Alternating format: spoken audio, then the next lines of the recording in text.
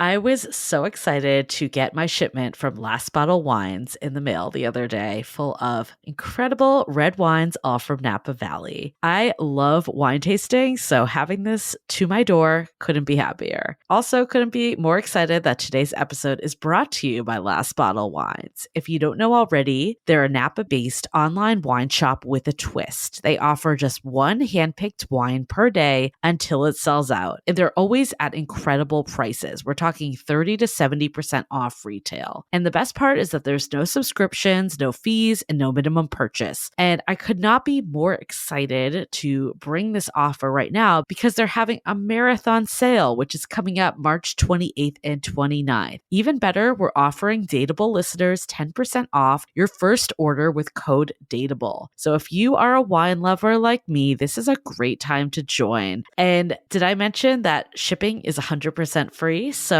what are you waiting for? Mark your calendar for March 28th and 29th, or get on it earlier if you want. You can sign up at lastbottlewines.com and use code DATEABLE and find out why Last Bottle is the most fun way to discover and buy amazing wine. Living with ADHD can be a challenge, and dating with ADHD is definitely a challenge, we've heard many of you say. But finding the right care and proper tools needed to succeed can be life-changing. Done is an online ADHD care platform that can get you all the resources you need to help manage your ADHD. Online visits, refills, and a 24/7 care team made for you. In just 1 minute, Done's online assessment can help kickstart your ADHD treatment journey. With experienced clinicians, worry-fill refills, and online visits, you can start getting personalized care as soon as today or tomorrow. So contact an expert team that can help you around the clock and get a personalized treatment plan just for you. Here's how you do it. Take a free 1-minute assessment and book an appointment with a licensed ADHD clinician as soon as the next day.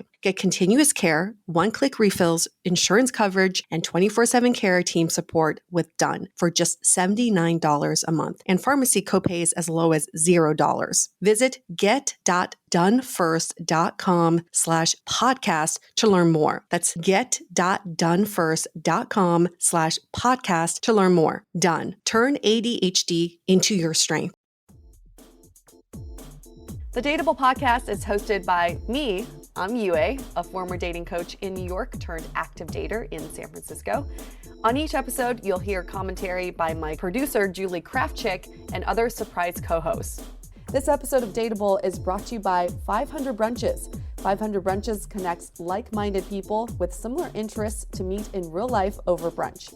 You answer a quick questionnaire about your interests and how you spend your time, and then they'll match you in small groups of 6 to 8 at a brunch spot in San Francisco. Get a free entry into a brunch now by signing up at 500brunches.com and using the code DATEABLE.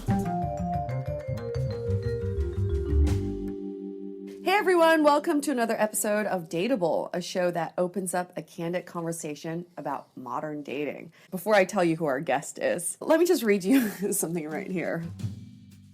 You can't spell San Francisco without a few X's. From the person you had a one-night stand with 6 years ago, to the one who suddenly stopped texting you after dating for a couple months, to the person you loved so completely that it nearly broke you. When you've been here for a while, your history is speckled on intersections and street signs all over town. Restaurants you went on dates to, bars where you argued drunkenly outside, corners where you stopped, held hands, and kissed as the fog and wind whipped down the street. I don't know if you read this article or not, but it's by a resident San Francisco celebrity. His name is Stuart, better known as Broke-Ass Stuart. Hello. I feel like you deserve Thank you. Hey, I like my writing too. That worked out. Couple stats about Stuart. Now, he's considered a SF cult hero. I don't even know what that means. Nothing means anything anymore, to be honest. Do you lead a cult? Do you belong to one? Oh, God, I wish I could start a cult. That'd be fantastic. Give me all your money, please. And I love how different publications will describe you. They say you're a writer, you're an MC, You're a man about town, which to me sounds like you're a male socialite of sorts. Oh, good. I thought you were going to say male prostitutes. Well, you did talk about street corners in your article. That's true. That's true. And also a part-time bartender, which we know about. Where do you bartend now? I'm at the Golden Gate Tap Room. Every Friday, right? Just Friday happy hour, yeah. Okay, Friday happy hour. Go there. Check him out. He's been in San Francisco since 1999. Is that true? Almost. So I went to Santa Cruz for college in 1999. Okay. And then, so that's the Bay Area. I've been in the Bay Area since 99. And I moved to the city in 2002. So, yeah, you've been here for a long ass And time. I did 1 year in New York, 07, 08. Okay. You are definitely our longest standing guest. Longest. Well, Well, I'm other sitting than right now, so. other than people who were born here, but definitely you're the closest. You started Broke-Ass Stuart's Guide to Living Cheaply in San Francisco, which comes in handy living in this very expensive city. You also had a travel documentary TV show called Young, Broke, and Beautiful. This is true. When was that? That was 2011. It was on IFC, and I got to travel around the U.S. exploring the weird and wonderful. It was pretty awesome. That's an awesome gig right there. Yeah. Your website, brokeassstuart.com, it's about arts, culture, events, all about living frugally in San Francisco and New York. Mm-hmm. Okay. And beyond. And beyond. Okay. And you ran for mayor of San Francisco in 2015. Thank God I didn't win. Because then I'd have to be mayor of this fucking place. How does your persona translate into your dating life? Well, it's kind of crazy that, like, it's very rare that I go on a date with somebody who doesn't know anything about me.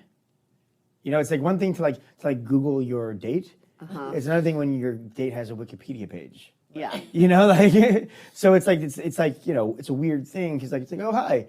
And then, like, there's always, like, and often, you know, because there's so many ways you meet people. I meet people online, in person, at events, all these different ways you meet people. And it's always weird, like, at what point in the date, especially if it's, like, an online thing, like, where they're, like, how many drinks in before they're like, all right, I know who you are. You know, not that I'm not fucking like George Clooney or anything, but like, you know, but I've been doing, you know, creative things in the Bay Area for so long that at some point or another, most people have come across some of my stuff. And do you put that in your dating profiles? It doesn't hurt.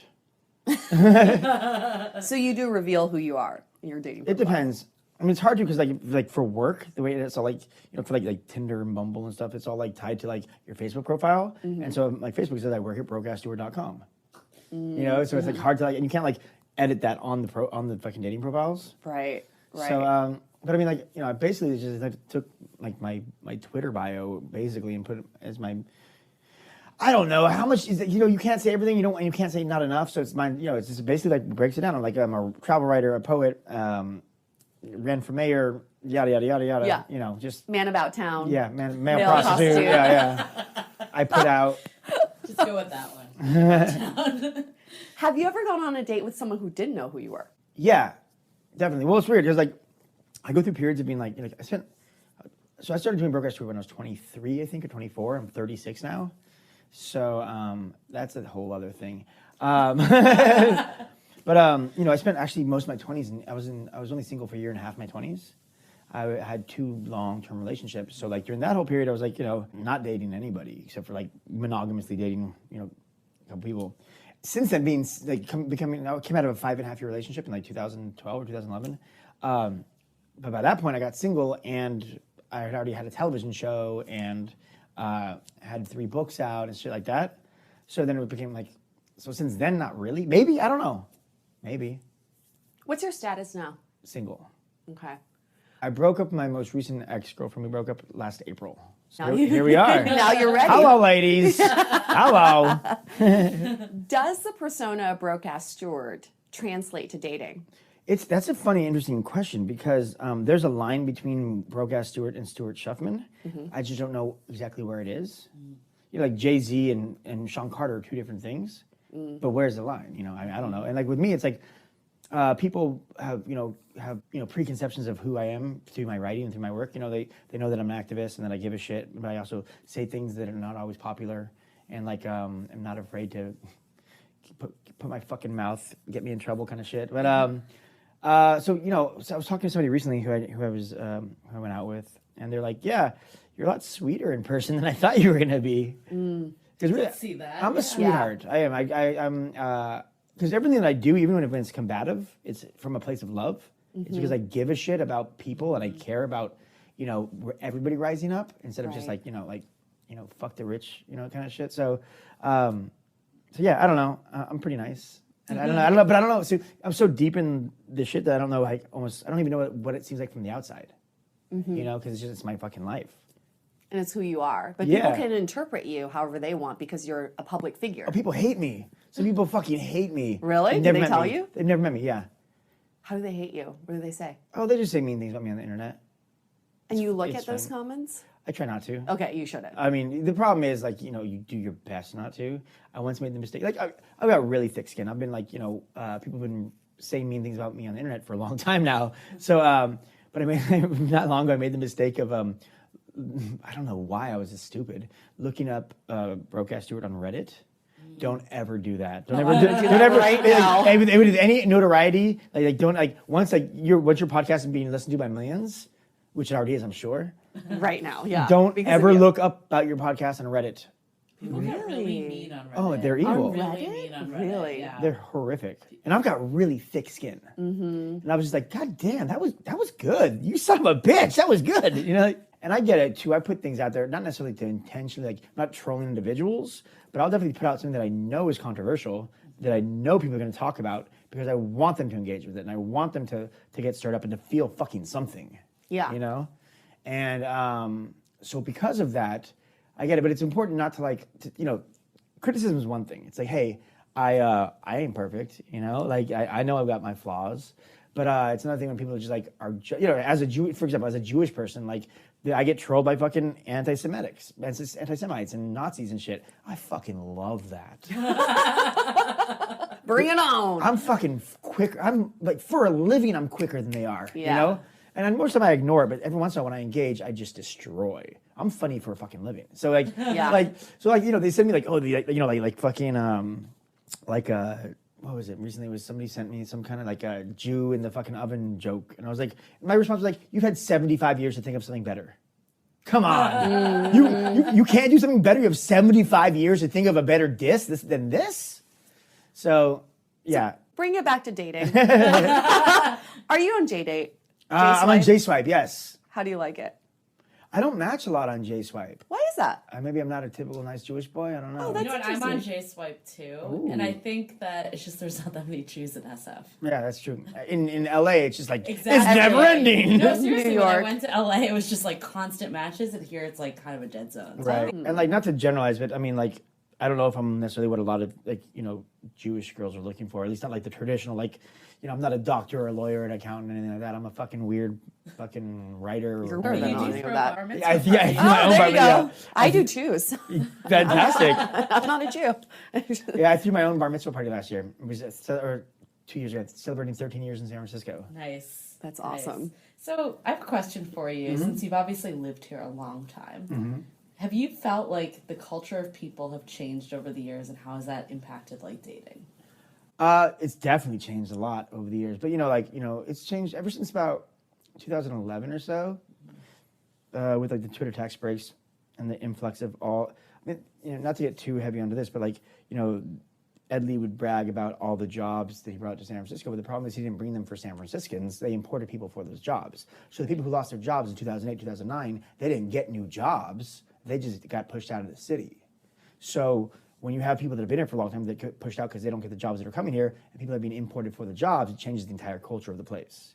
But on the dating tip, I wasn't dating really. Right. I was single for a year between long girlfriends, and I fucked around a lot. I did some dating. But I was that's You fucked around a lot, or you Yes. fucked a lot? Both. Okay. Both. Okay. Just clarifying. Just to clarify. I was 26, 25, Oh, and newly That's what single. you do when you're 25. Sure. Jackrabbit. So, just the people have changed. This used to be a funkier, weirder, artsier city, and it's just not anymore. Right. Because you can't afford to just work a part-time job and fucking make art.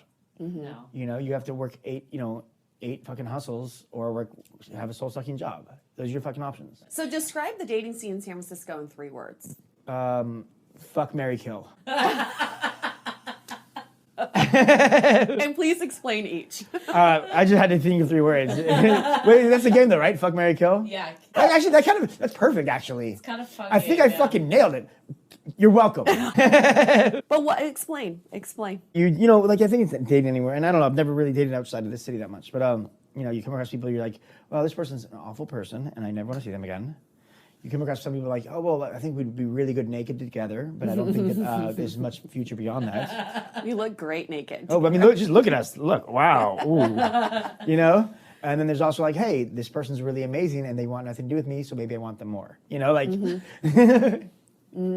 I mean, I've written a lot about, you know, dating in general, I guess, in San Francisco, like the things you read before. And I've written about what it's like to break up in San Francisco and all this stuff. And, you know, it's a unique place because it's a small city and we're all interconnected. So, I mean, it's a city, but 850,000 people. But if you take away all the old people and all the children, right? You take away all the people whose English is the language they speak, right? Suddenly you're whittling down, like, you know, from 850,000 you get to like 400,000. Then you get within your age demographic. Then you get within like the people that you come across. Suddenly, from a city of 800,000 people, you get to like 100,000 people, maybe. I mean, everyone knows everyone. Right. In the city. Exactly. And so, like, you know, I always say you can't date somebody in San Francisco who doesn't fuck somebody you know. It's really and hard. that's, you know, I've been in San Francisco for a year and a half, and that was one of the things I was most worried about coming to San Francisco. I'm like, if I start dating this person, that means that whole circle is off limits for me, unless if I want to, you know, meddle with that circle. Or if you really want to dig around, you can find shit about everyone. Oh, yeah. You know, everyone's a walking Yelp review somewhere. Like, I can find out shit about anybody, like who they've dated, how they were as a boyfriend. Right. You know, and so it's like, it's hard to date with an open mind in the city, in a way. I just feel like, I mean, especially the longer you're here, you just have to be okay. Like, you can't burn bridges because you're gonna walk into a bar and see that bridge in there. You know, like, but really, like, I think in a way, at least the way I look at it in a positive light, it forces you to be a better person, I think, or to be better to other people, because you're going to see those people. You're going to see those people. Totally. And so because of that, I think, like, I mean, first of all, it's important to me to treat people well no matter what. But I mean, for people who like aren't as minded as that, it forces them to do so. And because the city's too small. So then, okay, let's go back to that, because, you know, my favorite quote is, we're all each other's consequences. I solely believe in that. What's that from? I don't know. I like that. Yeah. You made it up. I made it up. It was great. My favorite quote is a quote by myself. I thought about it and I agree with myself. But how do you, because in your article you talk about, you know, you're going to run into exes everywhere. Yeah. How do you break up with dignity? How do you break up on great terms, or not even break up, but how do you stop dating someone on great terms? Takes time. I'm cool with everybody I've ever dated. I mean, I've only had like 3 serious girlfriends, but even people that I dated casually, I'm as far as I know, cool with pretty much all of them. But I mean, I think part of it's like being honest and being real, and part of it's like takes time, especially like the real serious ones, the ones that like break you when you break up with them and they break up with you. But I mean, I think that I try to treat most situations like from like a compassionate, loving place. And so because of that, like for example, you know, like the girl I was with for 5.5 years, we broke up, and like, you know, a big part of it was because, you know, we've been together for a long time, and she reasonably wanted to, like, you know, get married and have kids, and I just wasn't there. I was 30 years old, and I'd been in relationships my entire 20s, and like, so I was like, you need to do what you need to do. You need to be happy, and I may not be that person, you know. And so we amicably decided that we weren't right for each other, you know. And like, she's moved on, she has a husband, and I'm really happy for them. They're fucking amazing together. And like, it's important to care about the people that you've cared about and be part of their lives, you know. Not necessarily like everyday part of lives, but like be their fucking champions and cheer them on. And so I feel like I'm pretty wide open as a person, and I wish the best for everybody, and I think that's a good place to start. So here's a scenario for you. You meet some girl on JSwipe, let's say, okay? And you guys go on 3 or 4 dates, and after the 4th date, you decide that you don't want to continue seeing her. What do you do? You know, it really depends on how often you're hanging out. Well, it's, you know, there's multiple sides to it. Like, there's a girl I was involved with for a few months. a little bit ago, and we'd hung out quite enough, and we'd been sleeping together for a while. And she's really great. I really enjoy her. It's just like she wanted to get more serious than I was ready for and was interested in. And so I couldn't not call her back. Mm-hmm. I couldn't just ignore her text messages because that's a shitty thing to do. I'm a grown ass man. So what do you do? I said, hey, I didn't call her on the phone because we'd actually never talked on the phone before, so it'd been really weird to do that. So then it feels weird to right. text them. Yeah. So I sent her a text and I was like, hey, look, obviously, I'm super because I'm also really busy. Just today alone, I've written an article, did my taxes, dropped off a hard drive for somebody to do some editing from, met up with my buddy for drinks. Now I'm here. Like these are my days are always. You went to busy. McDonald's. You forgot Shut about up. that. Shut up about that, all right? I did go to McDonald's, but it was the only thing I could eat, all right? Try to forget about that one. Yeah, well, I'm in your place. I might have to use your bathroom pretty soon. That's what you say. I'm sorry, what were we talking about? McDonald's just sidetracked. So everything. you send her a text. Oh, yeah, so I sent her a text. I was like, hey, look, we're obviously not in the same place right now, and I think you're great, and but it's not fair to you for me to string you along because that's just not cool, Right. I know what you're looking for, and it's not what I'm looking for. And then I was like, hey, if you want to talk about this on the phone, we can talk about this on the phone. But I thought it'd be weird to just call you out of the blue, Mm-hmm. And I try to be as honest and transparent as possible because, if nothing else, you owe somebody you owe them being human. Yeah. And then and look, I mean, I date a wide range of people. I'll date women who are 40 and I'll date women who are 23, and it varies. It's a person by person basis. And I was dating this girl for 6 months ish, fairly casually. But she was younger. She was maybe 23 or something like that. And she totally ghosted me after we'd been dating for 6 months. Oh, boo. I mean, we weren't exclusive. But still. But yeah. But I mean, I think that it was she's super great and she's super smart, super mature, except for that. So then I was like, oh, wait, she's So fine. did you call her out on it? I haven't had a chance to. Why? Because I'm not going to just blow up her phone what the fuck happened, bro? I'll see her eventually and we'll talk about it. I'm not going to make a thing about it, but I'll be like, hey, that was kind of lame. Okay. So you just kind of let her disappear. Well, and I text her. I mean, I would hit her up every once in a while and be like, hey, what's going on? Hey, let's hang out. And then there'd be 2 or 3 days where I wouldn't hear from her back. I was like, well, whatever. I know what this is. Yeah. Whatever. We've all done it. Totally. We've all done it. But I'm trying not to do that anymore. It's not. Agreed. You have to treat people like humans. And if you have, even if it's not a highly emotional relationship, here's the thing. If you go out once or twice, or if it's a one night stand or some shit like that, it's meh, whatever. But if you've spent time together, slept together for a while, invested whatever it is, time, money, vaginas and penises, whatever, you spent time together, I think you owe it to them to be like, hey, look, this isn't working. So if someone ghosts on you, don't you think they owe it to you to give you an explanation? Or at least a parting gift? I think so, yeah. But I'm also not going to harass them about it. Mm-hmm.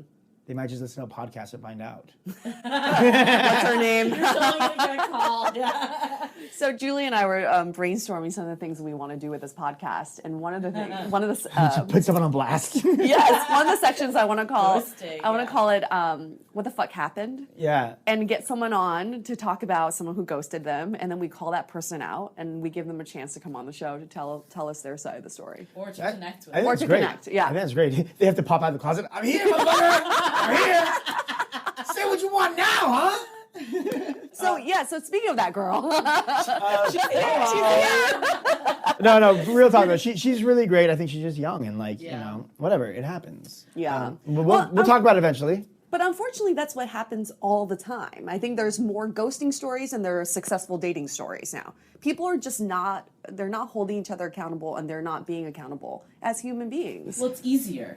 Yeah. It's easier, and I think some people are afraid to say, this isn't working, but I think most people would agree they'd rather, especially after date 1 or 2, when you barely know the person, you would much rather someone just tell it how it is. For sure. I don't know. I mean, I feel like after 2 dates, it's fine to be I also am compulsively on time, and it's really important to me to be of my word and to do what I say I'm going to do. I'm constant as the Northern Star. I do what I say I'm going to do. I'm always where I'm supposed to be, and that's actually disconcerting for people. I feel because I'm I don't have time for games either. Yeah. I'm fucking really busy, And if I'm gonna give you my time and put an effort, I hope you reciprocate. Well, let's say someone reaches out to you after 2 dates. Would you reply to them or ghost them? If I'm interested in them, If you're not interested. I don't really ghost people. I mean, I might just be like, I'm busy. I mean, But isn't that ghosting? I feel like I'm ghosting busy. is like Just not responding at replying all. So you wouldn't be honest about, hey, I don't see this going anywhere? You would just say, I'm busy? It depends. Sometimes I really am just busy, and like I try to be as honest as I can. I mean, I've flirted with the idea of like having like a radically honest life, but I feel like that could be really painful for people. Like, I don't mean being like, yeah, I don't like the way your face looks. I don't mean like that. Like, but like being like radically honest is a really brave thing to do because you can really, it's a dangerous thing for everybody. So let's flip it. Let's say you go on 2 dates with a girl, you really like her, you reach out to ask her out, and she says she's busy. How would that make you feel? I'd give it once or twice like that, and then I get the hint. What would you rather have? Would you rather have her say, listen, I don't see this going anywhere? Totally, but that's also like I get verbally abused on the internet all the time. I don't mind. I've got thick skin. True. Not everybody can handle that. True. Not everybody likes the truth. Yeah. Yeah, well, people should like the truth. I mean, I do agree that if they're not reaching out to you, there's no need for you to be like, hey, this isn't going anywhere. Because Yeah. there's some people that get like too extreme with it. Right. Yeah. And it's like, nope, you don't have to go that far. Like if it's like like if you just started to hang out with somebody, like it's okay. I feel like yeah, it happens to me. We've all done it. We all do it. I think it's like once you've actually like spent time with the person and really like been there and with them and like hung out multiple times, I think you owe it to them. The hard part is different people have different thresholds. Sure. For sure. Because we get a lot of people that write in, and I'd say 90% of them are ghosting stories. Yeah. And it's Yeah. usually people that don't have that much relationship history with the person, but it still affects them. So I think so much of it really just depends on you and how you view that specific. Yeah, I think I'm just dead inside. Just kidding. But most people we speak to say that they prefer the truth. They want to hear the truth. Right. Instead of waiting by the phone or waiting for, this person must be really busy in the next couple weeks. They'll call me back in like 6 weeks or something. Isn't it better to just know? And I think most people would admit they'd rather just know. The truth of the matter is 90, actually, I was going to make up a percentage. You're like, I'm not going to bullshit. Yeah, it's like it's a made up percentage. 98.1%. But like most of the time, if you have a real connection with somebody, they'll make time in their life. For sure, yes. But the truth matters, like we all are busy and we all do have things going on, and it's like we all play games in our head of like, or not even games, we all like average out how much is this person worth of my time. How much is it? How much of my time am I willing to sacrifice for their fuckery, or like if they're going to show up, or if they're going to flake? And it's like, and we figure out that we like leverage that. It's like going to the racetrack, like which pony am I going to bet on?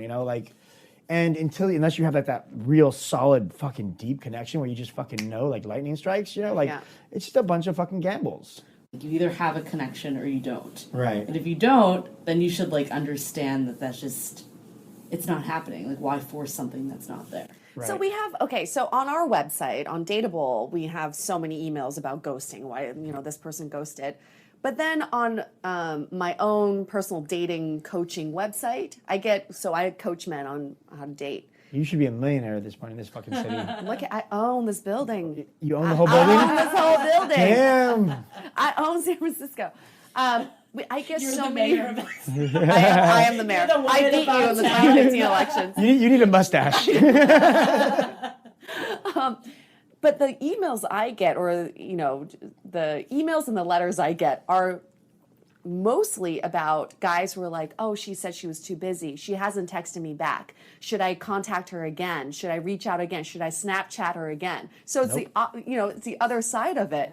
And I would say, yes, on one hand, if you don't have a connection, you don't have a connection. You don't owe each other anything. But on the other hand, I think people need to know the clues of when someone's not interested. If they're not responding back to your text within, like, let's say 24 hours, it's just, why even bother? Like, why even bother having that person in your life? I wouldn't even want a friend like that. No. Wouldn't you rather be with someone that's excited by you? Absolutely. Yeah. So why chase that unicorn that doesn't really exist? Well, and humans are stupid fucking creatures. Is what it comes down to. Speaking of unicorns. Takeaway, humans are dumb. Like we want what we can't have. The grass is always greener. A stripper friend of mine said, she was talking about, she's like, the pussy's always pinker on the other side of the stage. It's the lighting. Always lighting. But like, but what it comes down to is that like, we want what we can't have. And it's this fucked up thing about being humans. Like, and we can even like, we know what's happening. We can rationalize it and be like, my human brain says this is ridiculous. My lizard brain says fuck. And that's like the problem with being like a 21st century person is like we are on one hand like dealing with the evolution of being humans and just the difference of like what we're talking about like with women's rights and like people's rights in general, like civil rights and social justice is leaps and bounds from 40 years ago. That's an evolution, right? Mm-hmm. But we're still fucking monsters. Mm-hmm. Like as human beings, we're fucking monsters. We're still like, our bodies want to fuck and reproduce and eat and drink and sleep. That's the fuck they want to do. But then there's bigger fucking things that you want to do as people. And so like your lizard brain and your person brain, they're always, competing with each other. And, sex is a big part of that's lizard brain shit, and then you're like, oh, I want to chase this thing or I want to be chased, and it's stupid, but it's who we are. And like trying to reconcile that is like, it is the human condition. But we should have these kind of like checks and balances of what am I doing here? Like, am I okay with myself at this point for doing this, right? Am I accountable for my actions? One of the best emails we ever got from one of our listeners was, thank you for allowing me not to be a crappy human or something Garbage like of a human being, which is one of my favorites. Which is a great response from someone because that's what we try to do with this podcast. We want people to feel accountable for their actions and know that there are consequences to what you do. I'm curious to know since you've built this brand around frugality and living frugally, how does that translate into dating? Well, there's low expectations. As a feminist, I think it's important to me to actually, and this is an interesting point that I try to bring up often, it's important to me to try to, at least as much as I can, pay for everything on the first date. Mm-hmm. I mean, the reason this is feminist, is a lot of people's initial reaction is like, no, that's fucking bullshit chivalry shit, right? But actually, the reason that it's feminist is because it takes a lot more money to be a woman. Mm-hmm. It costs more money in time, effort, makeup, hair, clothing. It costs more to be a woman. Amen. I have to fucking, from the moment I get in the shower to the moment I walk out the door, 20 minutes. You just got a lot of women writing in about you. Yeah. You're going to get laid. You're so going to get laid. They'll also be like, how do you pay on the first date? Hi. But I also make a point of like not also like doing ridiculous expensive things on first dates because I really can't afford to either. But I'm like, if we go out first date, I'll buy the drinks. And like, I don't like going out to dinner on first dates. I don't either. Because eating with somebody is a fucking whole thing in itself. It's so involved. I personally don't have issues, but like there are plenty of people who do have issues around food, issues around eating in general. Yep. And also it's like, I think it's kind of this, you're trapped in this space. If you're not feeling the person, you're still there for another hour. Yes. Whereas like for the drink, like after the first drink or two, you're like, I gotta go. It's been really nice hanging out, whatever. Mm-hmm. Or let's go get dinner. Right? Yeah. Yeah, that's true. I try to like do the best I can. Some people insist on paying their part or paying or whatever, and I'm not gonna be like, no, you listen to me, lady. When you say insist, how does a woman show that she insists on paying her part? Well, if I've bought like 3 or 4 drinks, and like I go to buy the next one, and they're like, no, seriously, they like basically push my hand back into my pocket. Okay, very intentional. Yeah, not the fake purse reach. No. Okay, I'm not as dumb as I look. Almost as dumb, but not as. And what about going forward? Second date, third date? Do you have any rules around who pays? Not really. I mean, like I try. Like in a longer relationship, I think going Dutch is ideal. I mean, unless you're dating somebody who's like genuinely like really well off, and you can like, then there can be like an offset kind of thing. Like if I'm rich, why would I make you pay for your fucking drinks? Right. Especially if you can't, or whatever. So I mean, I think there's a certain amount of what's the word, like my brain isn't very good right now, but like like it's a McDonald's. It is. It's McDonald's. My friend Luna, she did this really funny, clever video. Luna's black, and she did this video that was like about like splitting the bill based on like market share of like your ethnicity and your gender. Oh my God, that's hilarious. You know, like, and so like it was like, oh, as a black woman, my part of the bill should be 33% or whatever, like, you know, but as a white man, yours should be 72%. You know, like that kind of thing. Let's say you're a young working professional who just moved to San Francisco. This is a very expensive city, and you have no savings and you're pretty broke, but you still want to date. How can you date in the city as a broke person? No, there's so much you can do. I mean, if you want to go out for drinks, go to shitty dive bars, which are my favorite bars. Which are, name them off. There's plenty of great Mission dive bars like Kilowatt, Delirium, Mission Bar, Benders. I mean, you know, and there's some in the TL, like Emperor Norton's. You know, dive bars, you know, are perfect. You know, you get cheap drinks, whatnot. But also like really cool days, like split a burrito and a bottle of wine and go to Dolores Park. You know. Right. Go for a walk and take some LSD and go to fucking walk in Golden Gate Park. Not as a first date, I don't think. That'd be a pretty intense first date. And that's expensive. LSD's no. LSD's only $5. LSD's cheap. What? How much are you paying for LSD? Man, I'm getting ripped off. You're getting way ripped off. LSD is like the biggest bang for your buck. You're like, $5, that's 12 hours of your life out of nowhere. First date, forget drinks or dinner. LSD is the way to go. That's a really intense first date. I don't think I would do that on a first date. Probably not. But you'll really know if you have a connection or not. Yes. Remember that moment in the park where everything's purple? That was our special time. Remember with the fern? And then you ghost her. Because you think she's a ghost. You're like, I'm pretty sure she's a ghost. But what about like sustaining a relationship when you're broke? Do you think it's possible? Yeah, I think so. I mean, I think what it comes down to is two people really working with each other and caring about each other and like working for each other. Because everybody brings different strengths to the relationship, whether that's one person making more money than the other, one person being more empathetic than the other, one person being much more of a builder and a community maker. You know, like we all have different strengths. We all bring different things to the relationship. And especially if you're past the point in your life where hopefully you're done dating train wrecks, it makes it a lot better. So if you make more money than your partner, sometimes they might need help. But if your skill is like, you know, you are really fucking organized and tidy and you can help their life be easier, you can help that way. If you love to cook, do it because you love to cook and you want to make them to eat food, not because you feel like you need to do it. You know, it's like, it's taking the things that you do really well and the things they do really well and making a life together, you know? Whether that's, I mean, whatever that looks like, you know? And I think that's how you negotiate that. So there you go, because we get a lot of people who write in and say, listen, dating in the city is super expensive. That's why I stopped dating, or that's why I'm turned off to dating. There are alternatives. Oh, there's so much cool shit in the city. Go to a fucking museum, you know, and bring a flask. You know, like, or LSD. Or LSD you know, and a flask. LSD and a flask, exactly. You know, go for a hike. You know, there's so much. The city's beautiful. You know, like it's just go for a walk in the Embarcadero. You know, this city's beautiful. You don't have to like go to fucking, you know, some fancy bar with guys with mustaches and shake things for a long time. You know, like there's so much to do here. Yeah. Well, it's definitely a city that you feel like it's a haves and the have-nots. And a lot of people who are dating the city want to be part of the haves versus the have-nots. So it's kind of like keeping up the Joneses, even in a dating environment. But there's no need to compete, right? It's all about connection and chemistry. Yeah, I mean, anybody whose outlook is like all about leveling up, you know, in terms of like monetary, like we're not going to get along for many reasons.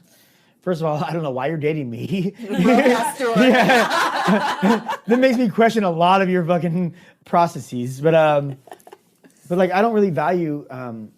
I don't put value on monetary things nearly as much as I put value on like experiences, and that's the basis of what like my entire brand, my entire lifestyle, my entire everything is. Like what's important is not the things that you own, but the things that you do. Yeah. And there's so many beautiful, wonderful things you can do as a human being with other human beings that don't necessarily cost money and also don't have to be cheesy. Like human beings doing stuff together. You know, like there's a lot you can do. And if you're just interested in like someone's 401k and whatnot, you're fucking lame. Yeah. I want to bring this full circle because I started with the article about exes.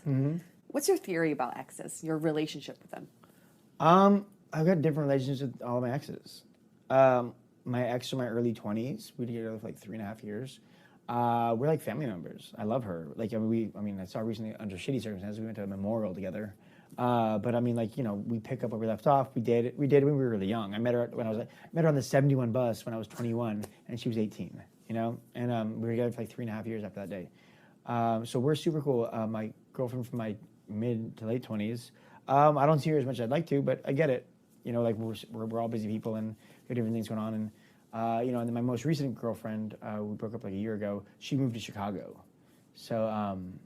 So do you believe in keeping in contact with your exes? Yeah. So I mean, like, it doesn't have to be like obsessive contact, but I'm not going to cut them out of my life. I mean, sometimes I think you need space. Mm-hmm. You don't need to be like go from like, oh, we just were dating yesterday, we should be best friends today, because I don't think that makes sense. I think you need space so that way you can grow to who you are without them. I think in that same article I had this line that was like, was it something like the hardest math equation in the world is us minus you equals me. I like that. Because that's it. You know who you are in a relationship. You're part of a team, and so you have to relearn what it's like to be not you in a again. team. Yeah, exactly. So that takes time after a breakup, I think, and you can't have your ex team member there, you know, for that. But once you grow without them, I think you can be friends and you can be in each other's lives to whatever extent feels comfortable for both sides. Right.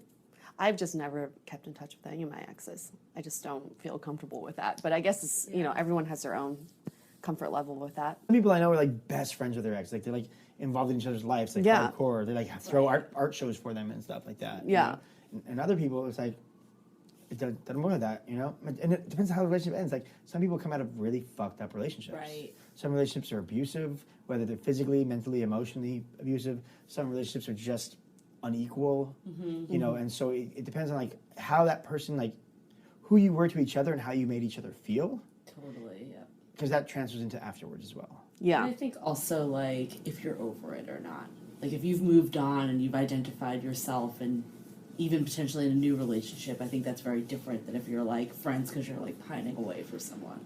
Yeah, that's a whole other thing. That's just fucking, That's that's emotional Bad hostage. situation, exactly. So I think it's everything you said, the time and getting there.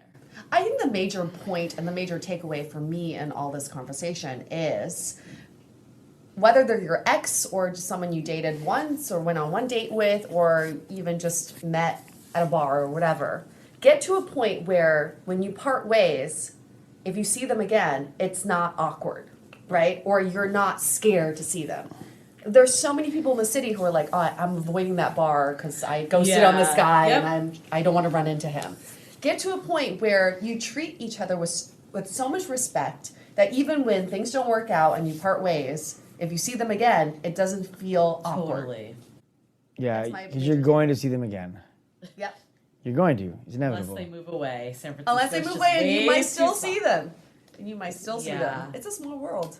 Yeah, it I is. think like my other takeaway from this, and this is the earlier part, is like even if someone just tells you how it is, but if they don't, like read the signs and invest in people that are investing in you. Totally. Okay, cool. Let's wrap this up. Anything else? What are you working on right now? I've got a really great new podcast. It's called Weird and Wonderful with Broke-Ass Stuart. And it's me and my buddy Sonny Fono. We basically like hang out, interview strange, interesting people, usually have different, strange, weird jobs. Okay. Like, you know, one was a financial dominatrix. Another one... Financial dominance? Yeah, like she gets paid to blackmail people. People pay her to blackmail them. What? Okay. Yeah, that's a longer conversation. Or like... we need her on the show. Or like Doc Pop, who was a world class... He was a number 3 yo-yoist in the world. And he also he makes all kinds of really cool shit. Just really fascinating people. So we interview them and then talk about like things happening. That's my main project, my main new project right now. Where can we find that podcast? On the internet.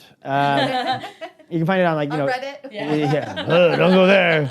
That's where nothing good happens. No, so yeah, it's on SoundCloud, iTunes, Google Play. It's Weird and Wonderful with Broke-Ass Stuart. And then, of course, I'm all over the internet. Facebook, Twitter, Instagram, Broke-Ass Stuart, Reddit, once again. Wow, wow. And of course, my website, brokeassstuart.com. We put out 2 to 3 to 4 new articles every day covering arts, culture, progressive politics for people who aren't rich. Okay. And a little love plug for yourself. You're single. I am single. What are you looking for? Relationship? What? To be honest, I was thinking about it, and it would be kind of cool to have that like fucking like crazy unhinged like love. But I might be too old for that. I don't know. No, never too I don't old know. for that. I mean, like, right now I'm open-minded. If I fell in love and it was fucking great, I would be like, yes, let's fucking do this. But otherwise, I'm open to anything. Like whether it's casual dating or who knows? The world's fucking weird. You can say the one thing about humans, no matter what they say they're looking for, it's usually not what they are or what they're gonna get. So I'm open. I'm just open-minded. You just need someone who's equally as passionate, equally as weird, and equally as open. Yeah, that's true. 3 main qualities. And rich, hopefully rich. Just kidding about that. Not really. All right, listeners at home, we love to hear from you. And if you want to connect with Stuart, you can actually go through us if you want to do that. And talk to us. Tell us your dating stories. We want to hear anything you have to say. We can anonymize your identity to protect you. And with that said, last but not least, Stay dateable. Your action item for this week is to exercise care and compassion for the people that you come into contact with. Even if it's a casual online conversation, remember that there's an actual person on the other side. Handle these moments of connection with dignity and respect. Make a point that with every person that you come into contact with, if you were ever to run into them again, you wouldn't want to hide from them or to avoid them. In fact, you would feel very confident about going up and saying hi to them. The most efficient way to meet new people is a combination of online and offline. 500 Brunches has your offline covered. Connect over brunch with new friends. Come alone or bring a buddy. There is always a table full of friendly faces, mimosas, and eggs Benedict. Sign up at 500brunches.com and use the code DATEABLE for a free entry.